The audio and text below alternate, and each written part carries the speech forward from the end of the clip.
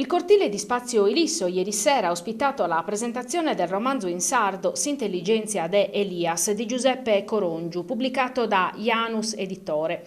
Nella Sardegna del 2030 è l'intelligenza artificiale che farà da sfondo alle vicende di Elias, giornalista e investigatore alle prese con misteri e colpi di scena inaspettati. Diciamo che era il momento che arrivasse qualcosa del genere nella letteratura di lingua sarda, che aveva sicuramente bisogno di questo.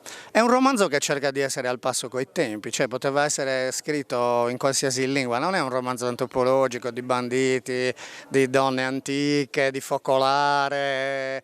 È un romanzo della Sardegna di oggi, leggermente spostata in avanti per ragioni anche creative, però è un romanzo che si cerca di fare facilmente leggibile anche con tematiche che possono interessare i sardi di oggi, non di ieri.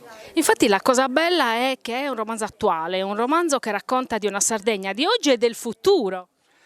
Ripeto, futuro dal 2030 al 2038, leggermente distopico, diciamo, fantascientifico, è la storia di un giornalista che diremo un po', come dire, un po' sfigato, Elias De Sanai, delle sue avventure non sempre felicissime, però anche che si trova all'interno di una Sardegna che deve essere riformata con l'intelligenza artificiale. C'è un consorzio di imprenditori che in combutta, diremmo, con i cinesi, ha fatto una grande proposta: sostituire la giunta regionale e il consiglio regionale con un'intelligenza artificiale, nella speranza finalmente che arrivi il buon governo.